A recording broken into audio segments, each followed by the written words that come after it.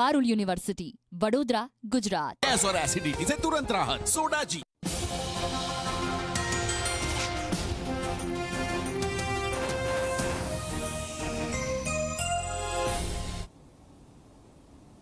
નમસ્કાર, આપ જોઈ રહ્યા છો ઝી 24 કલાક અને સમાચાર ગુજરાત સાથે હું છું બંસી। મહત્વના સમાચારો પર નજર કરીએ।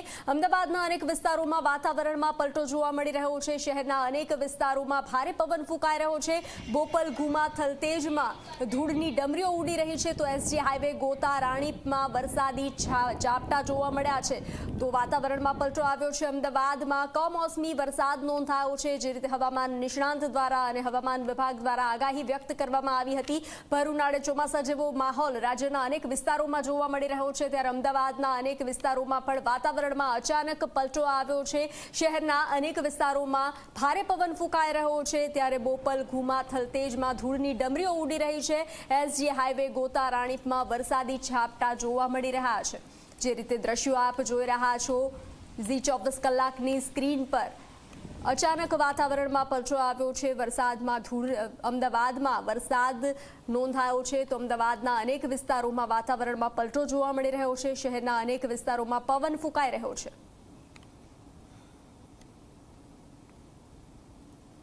બનાસકાંઠા જિલ્લામાં કમોસમી વરસાદ નોંધાયો છે। અમીરગઢ અને દિયોદર પંથકમાં કમોસમી વરસાદ પડી રહ્યો છે। દિયોદરના ઓઢા, પોરના, ગોગોલ પંથકમાં વરસાદ નોંધાયો છે, તો અમીરગઢના રબારિયા, રામગઢ સહિતના ગામોમાં વરસાદ નોંધાયો। બપોર સુધી ગરમી બાદ અચાનક વાતાવરણમાં પલટો આવ્યો હતો અને અચાનક વરસાદ ખાબક્યો હતો। હવામાન વિભાગે આગાહી કરી હતી।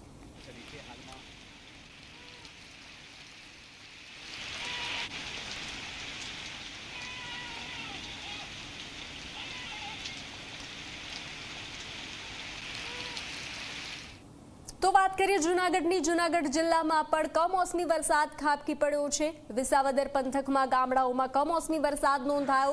દુધાળા, રાજપડા, માણંદિયા ગામમાં વરસાદ નોંધાયો। સત્તાધાર ગામમાં પણ કમોસમી વરસાદ પડી રહ્યો છે। અચાનક આવેલા માવઠાથી પાકને નુકસાનની ભીતિ સેવાઈ રહી છે। ખેડૂતોમાં ચિંતાનો માહોલ જોવા મળી રહ્યો છે। ખેડૂતોમાં ચિંતાનું મોજું ફરી વળ્યું છે, તો જગતનો તાત ફરી લાચાર જોવા મળી રહ્યો છે। આ કુદરત પાસે તો કમોસમી વરસાદના કારણે પાકને નુકસાન જવાની ભીતિ સેવાઈ રહી છે।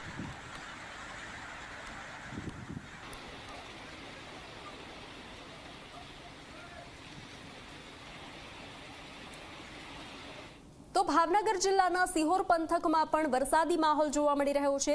સિહોરના સોનગઢ, આંબલા ગામે વરસાદ પડ્યો છે। અમીરગઢ સહિતના ગ્રામ્ય પંથકોમાં કમોસમી વરસાદ નોંધાતા જગતનો તાત ચિંતામાં મુકાયો છે। બપોર બાદ વાતાવરણમાં પલટા સાથે વરસાદ શરૂ થયો હતો।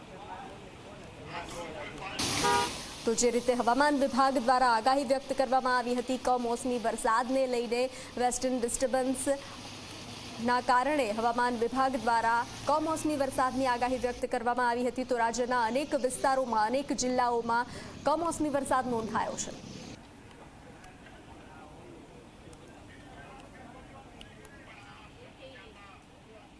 અને હવે સમાચાર ગુજરાતમાં નજર કરીશું દિવસભરના મહત્વના સમાચારો પર।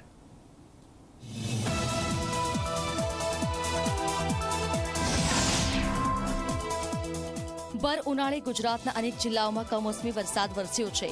કચ્છના અંજારમાં 2 કલાકમાં 1.5 ઇંચ વરસાદ ખાબકતા આખું શહેર થઈ ગયું પાણી-પાણી। ધૂળની ડમરીઓ અને અતિશય પવન ફૂંકાવાના કારણે રાહદારીઓને આવન જાવનમાં મુશ્કેલી ઊભી થઈ। સાથે જ દેશલપર, સામત્રા, માનકુવા, દેશલપર, વાંડ, કેરા સહિત ગાજવીજ સાથે વરસાદી ઝાપટા પડ્યા છે। તો પાટણના રાધનપુર અને સાંતલપુરના ગ્રામ્ય વિસ્તારોમાં પણ કમોસમી વરસાદ ખાબક્યો। અમરેલી જિલ્લામાં સતત બીજા દિવસે કમોસમી વરસાદ વરસ્યો છે।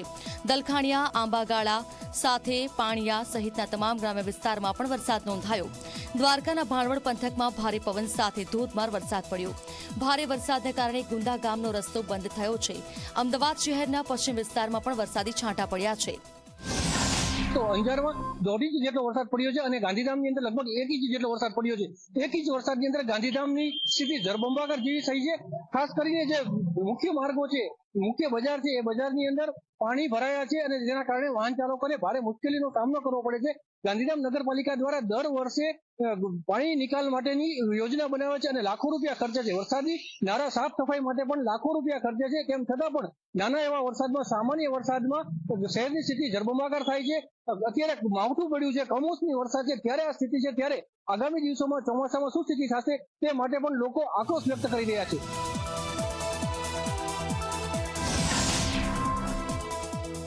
આ વર્ષે દેશમાં ચોમાસું વહેલું બેસવાની હવામાન નિષ્ણાત અંબાલાલ પટેલે આગાહી કરી છે. 8 થી 12 જૂન દરમિયાન દેશમાં ચોમાસું બેસી જશે.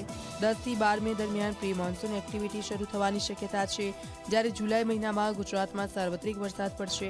દક્ષિણ ગુજરાત અને દક્ષિણ સૌરાષ્ટ્રમાં ભારે વરસાદ થવાની શક્યતા છે.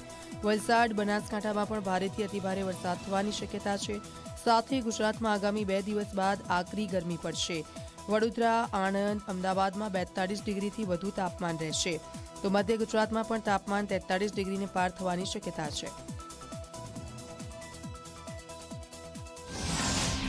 આધુનિક વિજ્ઞાન પ્રમાણે જોવા જઈએ તો અલ નીનોની સ્થિતિમાંથી લા નીનોની અસર થવાની શક્યતા વૈજ્ઞાનિકો દ્વારા થયેલ છે.